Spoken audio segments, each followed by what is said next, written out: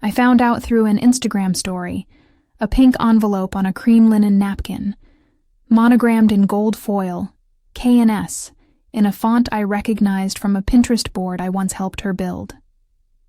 The caption read, "Can't believe it's finally real," with 5 exclamation marks and a diamond emoji. I stared at it for a while, not sure what I was supposed to feel. Not shock, exactly. That part had died years ago, in little pieces. They didn't bother to send me an invite, not even out of formality. What's worse is, I knew what that foil cost. I paid the deposit. It started last spring, when Dad called out of nowhere, his voice sticky sweet with obligation. "Hey kiddo," he said like it was still 2012, and I was still clinging to hope. "Quick thing, just wondering if you'd be open to helping out a bit financially. Kelsey's wedding is coming up fast and, well, you're in a stable place now, right?" I had just gotten my bonus from the hospital. Worked doubles for months, skipping days off, even New Year's Eve. My fridge was still half empty, and I was on month 4 of making coffee at home instead of stopping by the cafe I used to love. But yeah, I was stable. I didn't ask how much they needed. I already knew the number would balloon. I transferred $5,000 the next morning. I even added a note. "For Kelsey's day. Love, Sam." She never thanked me, and I told myself that was fine, that maybe she was busy, that maybe gratitude wasn't her love language. But now I see it more clearly. I wasn't a person to them. I was a resource. The next time I heard about the wedding, it was through my mother, who texted, "Kelsey said the fitting went great. We're all so excited. Dress looks like a dream." The fitting I didn't know about, the dress I helped pay for, the family event that had room for everyone but me. That's when the silence started forming, a slow, spreading fog. It wasn't rage. It wasn't bitterness, just withdrawal, like my soul took a small step back. Flashback layer. 2 years ago, we were at a family brunch. One of those celebrate everything at once type gatherings. Mother's Day, Kelsey's graduation, and Dad's new promotion. I brought a bouquet, paid for the Uber, even helped clean up while Kelsey scrolled through her phone in the corner. Mom raised a glass. "To our golden girl," she said. "No one deserves happiness more than you, sweetheart." Everyone clinked. I sipped water. Dad patted my back. "Someday, Sammy, when you figure yourself out, it'll be your turn." He always said that, like I was some half-built thing, like stability was a puzzle I hadn't solved yet. Kelsey, though? Kelsey was always complete, even when she wasn't working, even when her debts piled high and her boyfriends ghosted her. I was the one who bailed her out in college.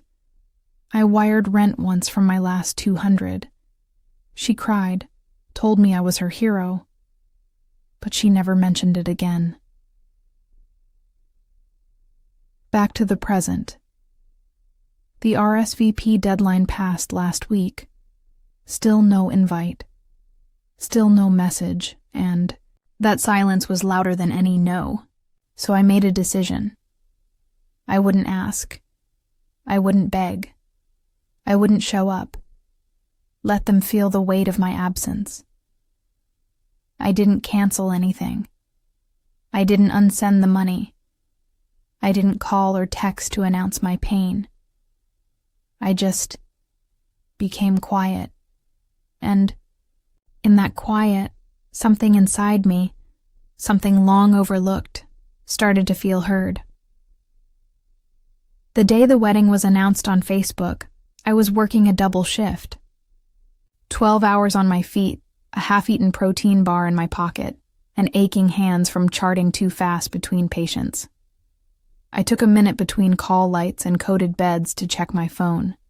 And there it was. She said, "Yes, can't wait to marry my best friend." Kelsey stood in a field of white roses, a vintage lace dress hugging her like it was stitched for her bones. Her fiancé, Daniel, knelt in front of her, lips curled in a way I didn't recognize. He was mine once. Briefly. Not officially. We were just close. He liked my sarcasm. I liked his steadiness. But it was the kind of bond you keep quiet about when your sister likes attention. One time, she came home drunk and announced in front of everyone, "Sam has a thing for Daniel, but she's too plain to do anything about it." Everyone laughed. Even Daniel. I laughed too. But that night, I deleted every photo we had together from my phone. Now he's marrying her, with my money stitched into the seams of her moment. I didn't comment. I didn't like the post. I muted her for 30 days, the most silence I'd ever allowed myself. And it felt like a breath I'd been holding for years finally released. That weekend, Mom called. Her voice was sugar-dipped and practiced, the kind she used when she was about to say something cruel but wanted to sound sweet. "Just a heads up," she said. "Kelsey is thinking of keeping it small. Just friends and her side of the bridal party." Her side, like we weren't the same blood. "I understand," I said. "Because what else do you say when you're already cut out of the photo?" Flashback layer. 10 years ago, I was 16 when Kelsey crashed Dad's car. She'd taken it without asking. Drunk from a party, mascara smeared under her eyes, with her heel still stuck in the footwell when the tow truck arrived. Dad yelled once, then hugged her, called it a close call, called her his baby. I was the one who found the bottle in her purse. I was the one who cleaned the blood off the steering wheel. I was the one who sat next to her at the hospital when she cried and said she didn't want to be broken anymore. But when the insurance payment came through, they used the money to buy her a used Mini Cooper. I never got a thanks, not even a look. Back to now, I still have the wire transfer receipt saved in my inbox. Sent $5,000. Memo for Kelsey's day. The emoji mocks me now, but I don't delete it. I keep it.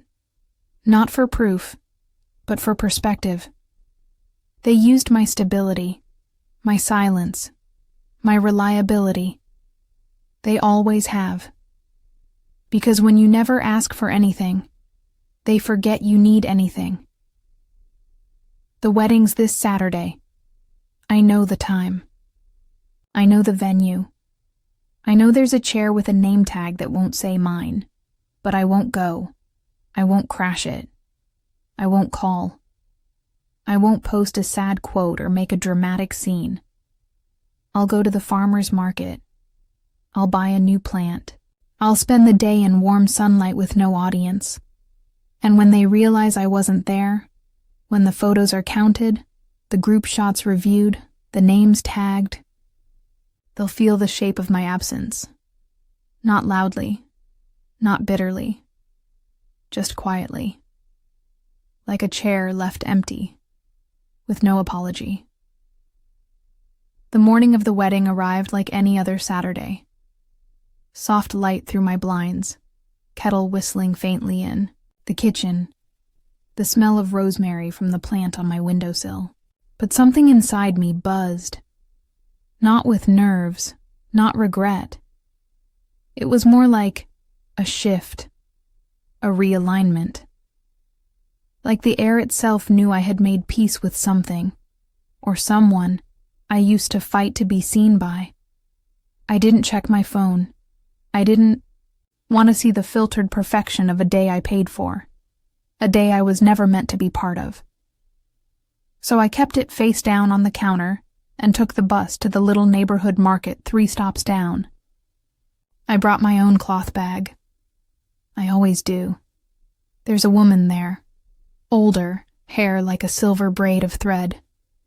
She sells handmade pottery and never rushes anyone. Her stand smells like cinnamon bark and sage. I picked up a small ceramic cup etched with a delicate wave along the rim. She told me the pattern came from a coastline she hadn't visited in years. I bought it. Not because I needed it, because it felt like mine. At noon, I sat by the river with my new cup and a thermos of tea. Ducks glided across the surface like they had secrets I'd never need to know.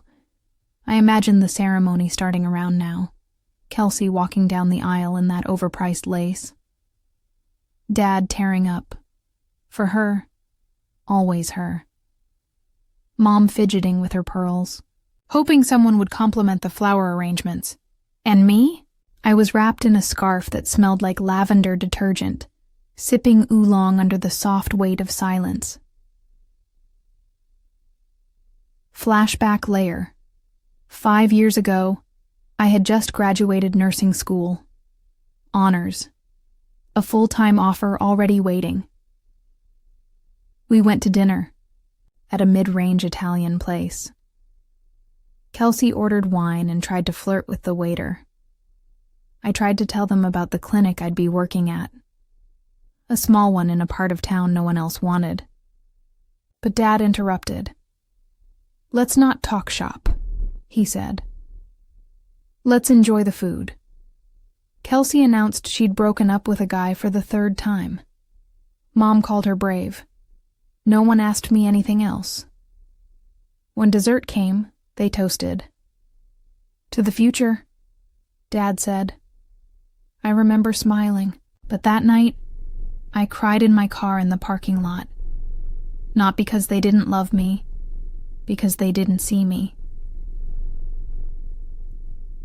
Back to now. I came home as golden light began to fall across the buildings. My neighbor's dog barked through the walls. The radiator clicked. I boiled pasta and played a vinyl record too old for its sleeve. It scratched and popped like old memories do, and still, no messages, no "we missed you." No, "why weren't you there?" No, "thank you again for helping." That silence told me everything. Not one person noticed I was gone. Or maybe they did. Maybe they noticed and just didn't say anything. Because if they did, they'd have to face the truth of what they'd done. I looked around my apartment. It was small, a little messy. Some of the furniture didn't match, but it was mine. I paid for it. I cleaned it. I lit the candles. I arranged the books. No one took that from me. And suddenly, I realized they never could. Sunday came with gray skies and the kind of quiet that feels earned. I stayed in bed longer than I usually allow myself to. The sheets were tangled, my leg draped over the edge like I had no one to share the space with, which was true and also comforting. I checked my phone around 11. Still nothing. No missed calls. No guilt-laced texts. Not even a single emoji from anyone who sat at the reception I helped finance. But there was one new message. From an old friend I hadn't spoken to since high school. "Hey Sam, I saw the photos from Kelsey's wedding. I just wanted to say, I hope you're doing okay. You deserved better." Just that. Simple, gentle. A small light in a long hallway of shadows. I stared at it for a long time, then typed, "Thank you. I'm more okay than I thought I'd be." Flashback. Layer. Childhood. When we were kids, Kelsey used to cry if I touched her things. She had a doll named Claire. Blonde, blue-eyed, a little silk dress with lace trim.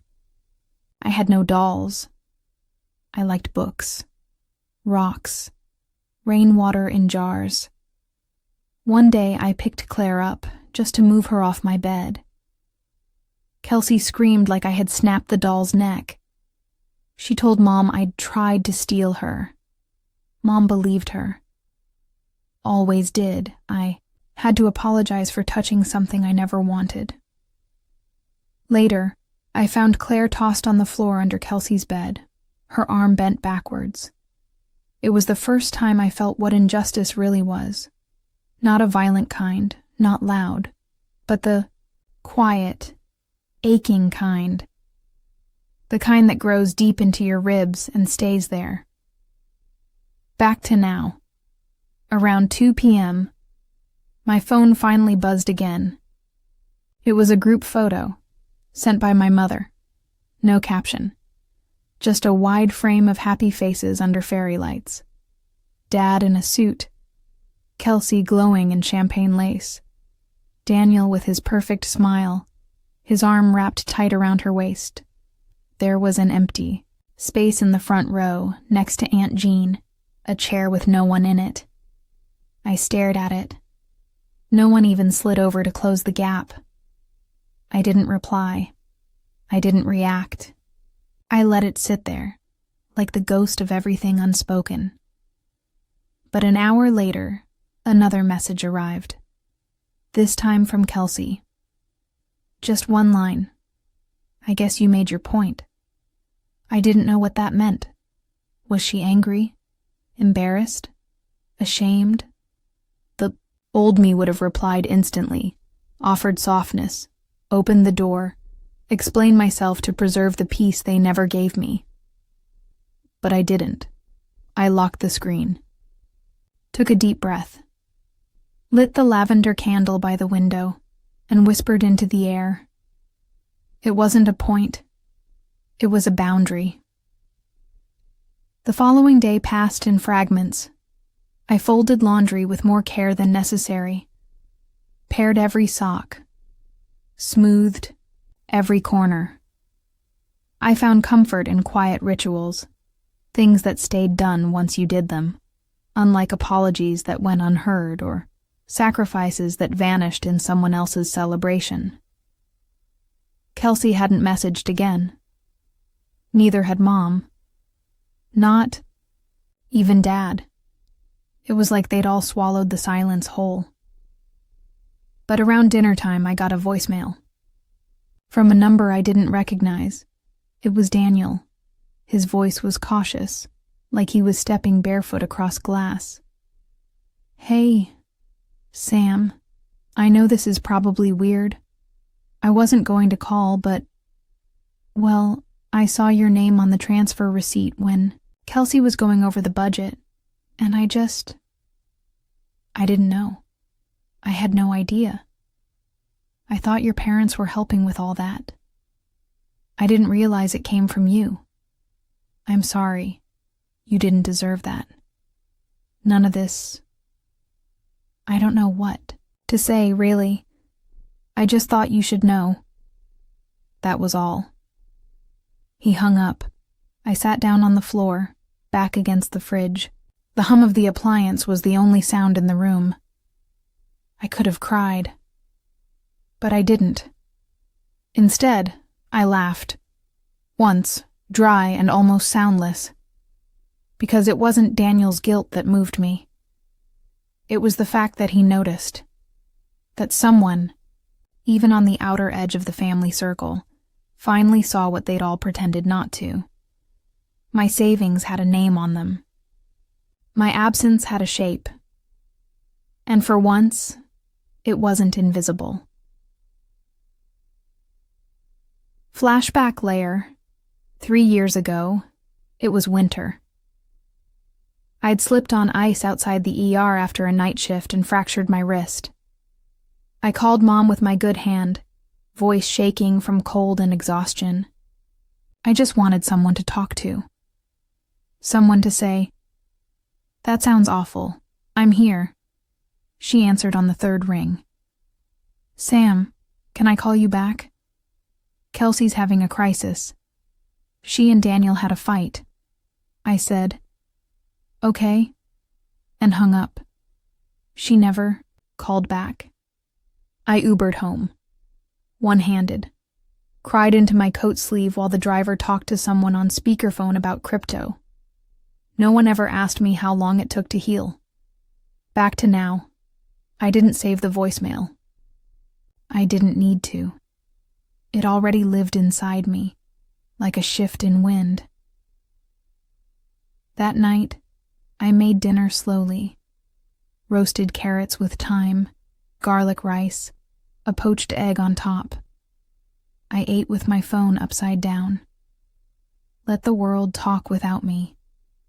And later, before bed, I opened my old journal, the one I hadn't written in for over a year. The pages smelled like dust and time.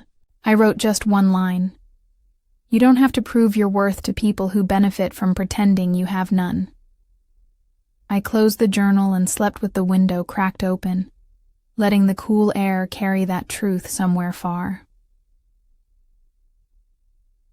Thursday evening, my doorbell rang. I wasn't expecting anyone. I hadn't told anyone where I'd be, hadn't RSVP'd to anything, hadn't confirmed a single plan. When I peeked through the peephole, I froze. Kelsey, standing there in a tan coat, clutching her phone like a weapon she wasn't sure how to use. She looked tired. Her hair still curled at the ends, like it hadn't fully let go of the wedding day styling. But her face was bare. No foundation, no practiced expression. Just hesitation. I didn't open the door right away.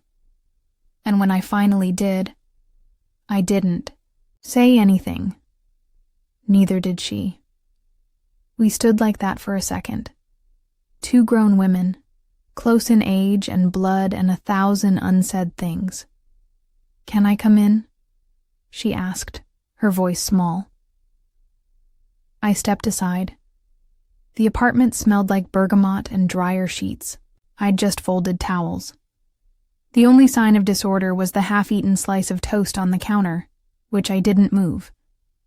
Kelsey sat on the edge of the couch, like someone waiting in a doctor's office, uncertain if the news would hurt. Stayed standing. "You didn't come," she finally said. I raised an eyebrow. "You didn't invite me," she winced. "I thought it'd be easier if we kept things simple. Mom said you'd probably prefer not to be involved." I laughed. Just once. Did she say that before or after she used my money? Kelsey looked down at her lap, picked at a loose thread on her sleeve. "I didn't know. Not at first. I just told them what I wanted and it happened. I assumed they were covering it." I nodded slowly. That's the thing about assumptions. They cost someone. Flashback layer. 18 years old. The day I got accepted into nursing school. I printed the email and taped it to the fridge. No one noticed for 2 days. Kelsey had just dyed her hair purple, and Mom spent most of that week debating whether it made her look edgy or troubled. Dad said she looked expressive. No one mentioned my letter. When they finally did, it was in passing, over dinner. Mom said, "Oh, honey, I meant to say congrats. Sorry, I've been all over the place with Kelsey's internship drama." Then she asked if I could help clean the dishes. I remember scrubbing a pan while my acceptance letter curled at the corner, untouched. Back in the present, Kelsey broke the silence. "I'm not here to fight," she said. "Good," I replied, "because I'm not here to fix it." She blinked. "You were always the one who fixed things." "Yeah, I know. That's what broke me." She didn't cry. Kelsey rarely does, but her hands trembled slightly, and I recognized the way she held them, like she was trying not to fall apart. I just wanted to say, "I'm sorry." I didn't realize how far we'd all drifted from you, how much we asked without giving back. I leaned against the wall and looked at her, really looked. I used to think if I gave enough, someone would finally see me, I said. But I've learned something this year. She tilted her head, waiting. I don't want to be seen as useful. I want to be seen as mine. She nodded slowly. Okay. It was the first real thing she'd said all night. We didn't hug. There was no piano swell or tearful reconciliation, just silence. But this time, it wasn't empty. It was space. A start. Maybe. Kelsey left just before sunset. She didn't ask for forgiveness. She didn't linger in the doorway. Just a quiet, "Thanks for letting me in," and the sound of her heels retreating down the hall. I didn't walk her out. I stood at the window and watched as she disappeared into the muted blue of the evening, swallowed by the streetlight glow. The air smelled like dry leaves and cooling concrete. That specific scent of a season turning its back on itself. Part of me expected to feel something more. A crack of resolution, or warmth where the ice had been. But it was gentler than that. It felt like an exhale. Later that night, my phone buzzed again, a name I hadn't seen on the screen in months. Mom! I almost didn't answer, but I did, out of curiosity, more than hope. Her voice was careful, practiced, almost brittle. Hi, sweetheart. Just checking in. Wanted to know how you've been. I could hear the background. Muffled voices, a TV, someone laughing faintly. Their world was moving on, orbiting the sun like nothing had cracked. I'm okay, I said. A pause. We missed you at the wedding. I said nothing. Kelsey said she stopped by. That you talked. We did. Another pause. I could tell she didn't know how to ask the real question, not directly. Mom never did. She was fluent in suggestion, in edits of the truth softened by tone. You've been quiet lately. I almost smiled. I know. I hope you know you're always welcome here. I looked around my apartment, the plant in the corner thriving in filtered light, the books stacked by the bed, the throw blanket I'd bought for myself last Christmas. I said, I think I'm exactly where I need to be. Well, she said a little too brightly, I'm glad you're finding your way. Then she hung up. No, I love you. No, let's talk again. Just the sound of someone trying to reopen a door they once bolted shut. Flashback layer. The kitchen, age 24 I had come home for Thanksgiving. I brought a homemade tart. Mom said it looked store-bought. Kelsey rolled her eyes and whispered that I was trying too hard. I set the table, took the trash out, washed the dishes no one thanked me for. Later, I overheard Mom in the kitchen, on the phone with Azir. Aunt Lisa. Sam's doing fine. She's always been a bit of a loner. But Kelsey, now she's the one we worry about. That was when I knew. You could do everything right and still be invisible. Back in the present, I didn't cry. I didn't scream. I lit a candle. The quiet was starting to feel less like a punishment and more like a choice. Weeks passed.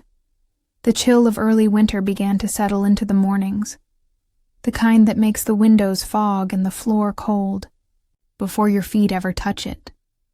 I had grown used to the stillness. I didn't check my phone as often anymore. I didn't wait for messages that never came. There were no apologies, no makeup dinners, no invitations to visit for the holidays. And strangely, it didn't ache the way it used to, because I had stopped, confusing longing with love. That Sunday, I donated the last of the boxes from my childhood closet, the ones Mom asked me to take years ago, as if my existence was clutter. Inside were school awards they never framed, a stuffed rabbit missing one eye, and a letter to Santa written in my roundest handwriting, asking for Kelsey to be nice to me. I read it once.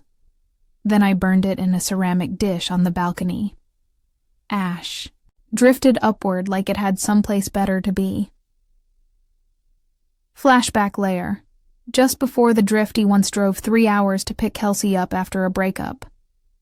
She was sobbing in a gas station parking lot, mascara smudged, shaking with humiliation. I told her she was worthy, that no one gets to make her feel like she isn't enough. She thanked me. She said, "I don't know what I'd do without you." Now, I know. She'd move on. Marry the guy. Erase the version of me who was always there, quietly holding the pieces. Now, in the stillness of this new chapter, I buy myself flowers every Monday. Sunflowers when I'm tired. Baby's breath when I feel small. Lavender when I want to sleep without remembering too much. I take long walks without a destination. I start my mornings without explaining my worth. And most importantly, I stop showing up where I'm only valued for what I give. On Christmas morning, the group chat pinged once, a photo of the family in matching pajamas. No one noticed I wasn't tagged. No one asked why. I smiled, not with bitterness, but with peace, because sometimes the real revenge isn't silence or anger. It's becoming so full on your own that their absence doesn't echo anymore.